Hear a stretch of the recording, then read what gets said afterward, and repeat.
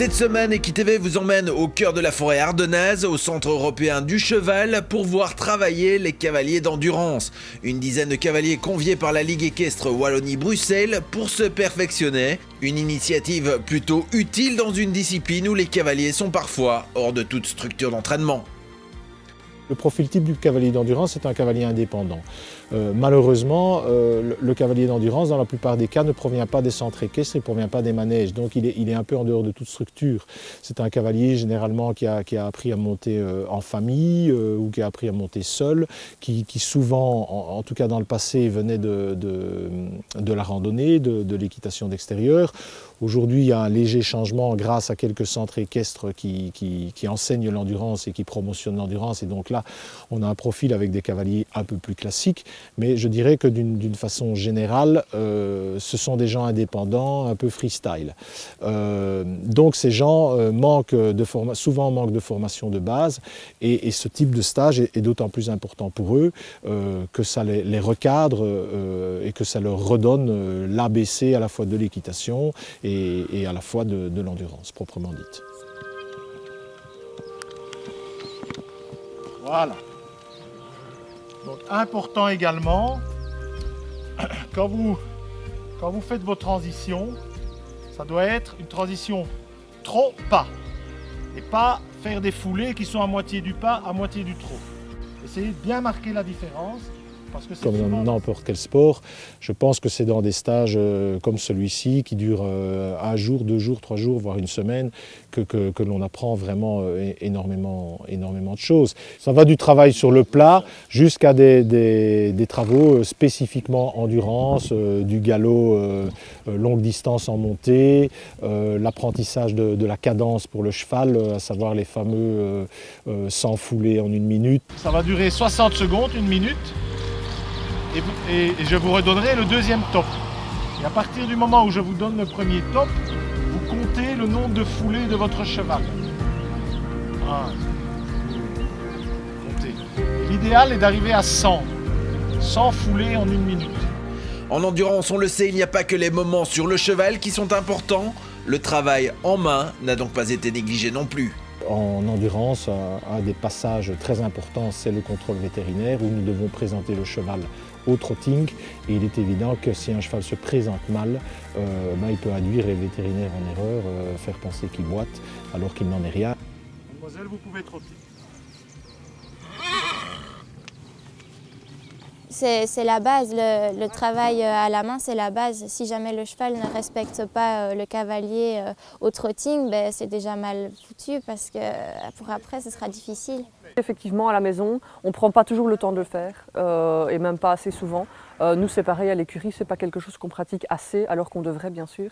Mais effectivement, des journées comme celle-ci, on en fait plusieurs sur la journée et fin de journée, on voit bien la différence. Évidemment, le but de ce type de stage, c'est de travailler d'autres choses et de façon différente de ce que l'on fait habituellement à la maison. Ce que je faisais pas trop avant, c'est plutôt les intervalles training. J'en faisais, mais pas tant que ça. Je faisais plutôt trop galop et je repassais pas souvent au pas, alors c'était un bon exercice pour ma jument. D'abord, j'ai fait le premier jour avec Galadine. Lui était plus excité les 5 premières minutes, puis après il s'est calmé, il est allé dans le travail, calmement, sûrement. Tandis que ma jument, elle est restée assez motivée tout le long parce que pour elle, c'était pas un très gros travail. Mais elle s'est quand même amusée, surtout dans la montée, quand on a galopé. Sur une journée, c'est vrai que c'est pas évident. Mais effectivement, donc ce matin en piste, on essaye de travailler les transitions d'allure. De travailler la cadence, de travailler la direction. Donc ça, c'est ce qu'on travaille principalement en carrière. Et ensuite, après-midi, donc travailler les changements d'allure, le respect de l'allure dans laquelle on met le cheval, le pied sur lequel on galope, etc. Moi, c'était vraiment pour la jument. Ça a fait beaucoup de bien à la jument, qui est une jument qui est encore assez jeune, un peu difficile par moment. Elle manque un peu de travail, donc ça lui fait vraiment du bien de voir des autres endroits et de travailler vraiment un peu plus fort.